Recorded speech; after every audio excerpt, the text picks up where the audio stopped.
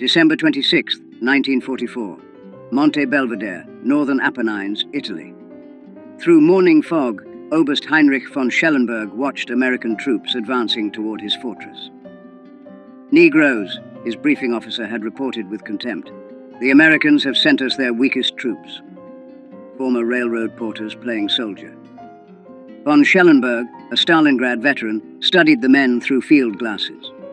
The 370th Infantry Regiment, part of the U.S. Army's 92nd Infantry Division, an all-black unit in a segregated army sent to assault the most formidable German defensive position in Italy, the Gothic Line. Wehrmacht propaganda had prepared German soldiers to expect quick surrender from black American troops. Nazi racial theories declared African soldiers inherently inferior in combat, lacking discipline and courage for sustained fighting. What von Schellenberg didn't know was that marching toward his mountain fortress were men who had endured challenges no German soldier could imagine. They had fought racism in their own army, trained with inadequate equipment, and served under officers who expected them to fail. They carried a burden heavier than their packs, the weight of representing an entire race to a world that doubted them. Within 48 hours, von Schellenberg would send an urgent message to Field Marshal Kesselring's headquarters, a message that would force German commanders to reassess everything they believed about racial combat capabilities. The Germans had laughed, but the laughter died in the mountains. This is the story of how the Buffalo Soldiers of World War II transformed from objects of derision into the sledgehammer that cracked the Gothic Line. Subscribe to the channel if you never want to miss stories like this. Most people don't know this history exists.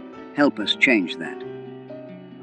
The 92nd Infantry Division activated in October 1942 at Fort Huachuca, Arizona. 15,000 black soldiers organized into 4 infantry regiments. Their shoulder patch bore a black buffalo, honoring the legendary Buffalo Soldiers of the Frontier Army. But pride couldn't overcome systematic obstacles. The U.S. Army remained rigidly segregated. Black soldiers lived in separate barracks, ate in separate mess halls, and trained under predominantly white officers, many from southern states where segregation was law. Private First Class Vernon Baker later recalled, "Some officers made it clear they expected us to fail. They told us directly that colored soldiers couldn't fight, couldn't lead, couldn't handle combat pressure. We trained twice as hard to prove them wrong, knowing we'd get half the credit." Training at Fort Huachuca proved brutal. Temperatures exceeded 110 degrees in Arizona's desert. Yet the division received inferior equipment, World War I surplus rifles, limited ammunition, the worst vehicles. Staff Sergeant Edward A. Carter Jr. wrote, "They give us the oldest rifles, the worst trucks, and officers who've never seen combat. Then they wonder why we're not ready. But we'll be ready. We have to be." The Buffalo Soldiers also faced racism beyond their posts. Towns near Fort Huachuca enforced strict segregation. Black soldiers in uniform were refused service at restaurants where German prisoners of war ate freely. The contradiction burned, fighting for freedom abroad while denied basic dignity at home. By June 1944, the division received deployment orders for Italy's Gothic Line, 200 miles of fortifications that Field Marshal Kesselring had spent 2 years building. The line incorporated 2,376 machine gun nests, 479 anti-tank positions, 120,000 meters of barbed wire, and extensive minefields. The Buffalo Soldiers would face this barrier with inadequate artillery support, inconsistent air coverage, and the burden of knowing that failure would confirm every racist stereotype. German propaganda already mocked their deployment.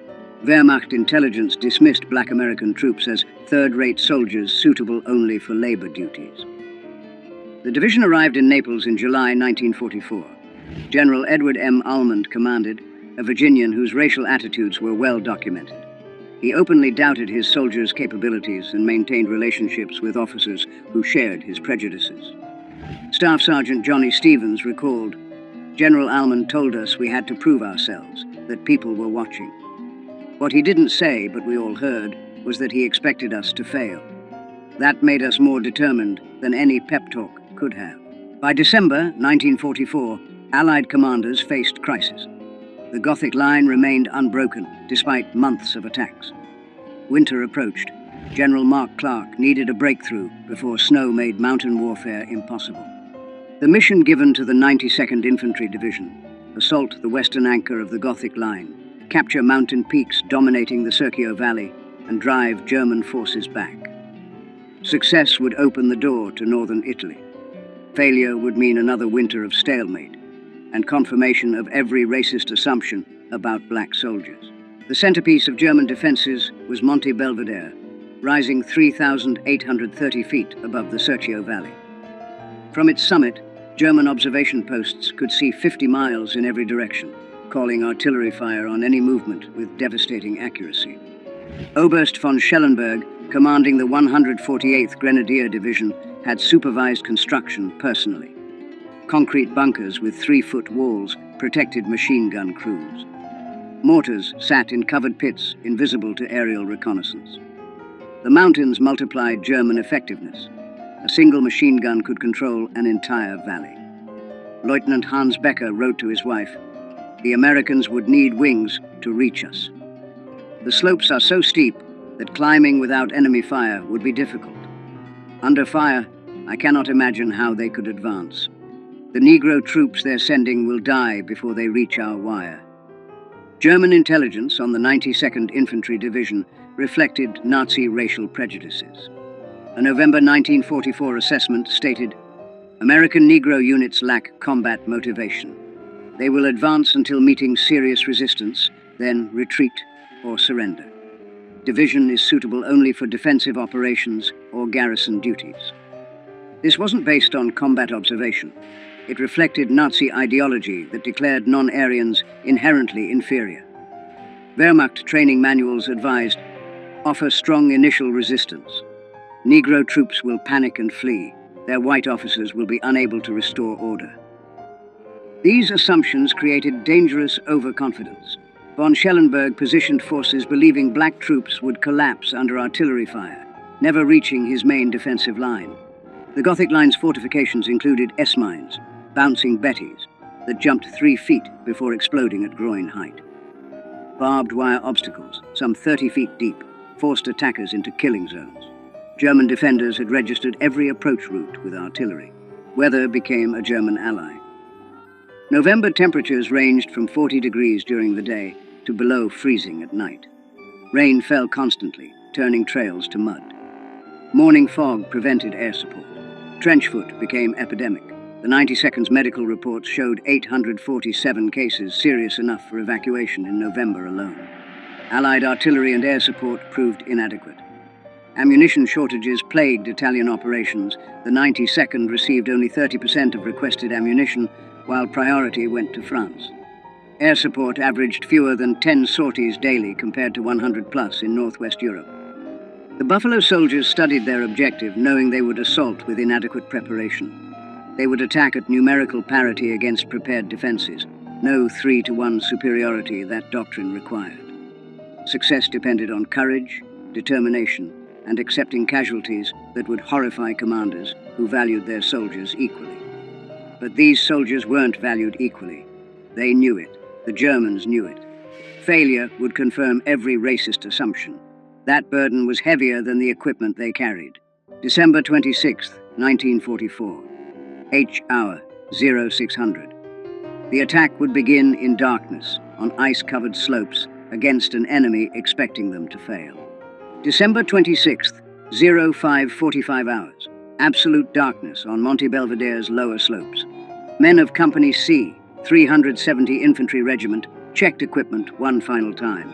Every man carried 60 pounds up slopes where mountain goats struggled. Staff Sergeant Carter whispered final instructions. "Stay low until artillery stops. Watch for mines. When we reach the wire, Bangalore torpedoes go first. Follow me through. If I go down, the next man takes over. We keep moving until we reach the top, or we're all dead." At 0600, American artillery opened fire. 2,400 rounds in 15 minutes, the maximum allowed. In his command bunker, von Schellenberg smiled. "Only 15 minutes? The Americans are weaker than we thought. The Negro troops are coming." When artillery stopped, 30 seconds of silence. Then American voices shouted, "Move out!" And the Buffalo soldiers began their climb. The slopes averaged 45-degree angles, steep enough that soldiers grabbed vegetation and rocks to pull themselves upward. Some sections exceeded 60 degrees. Men carried rifles slung, needing both hands to climb. Combat loads became torturous after 100 yards of vertical ascent. Private James Hendricks described it. You'd climb 10 steps and need to rest, gasping. Your legs burned. Your shoulders ached. You knew if you stopped too long, you'd never start again. So you climbed, one step at a time, listening for the sound that meant Germans spotted you, machine guns opening fire. That sound came at 6:23. German MG-42s, firing 1,200 rounds per minute, swept slopes with interlocking fire. The first bursts caught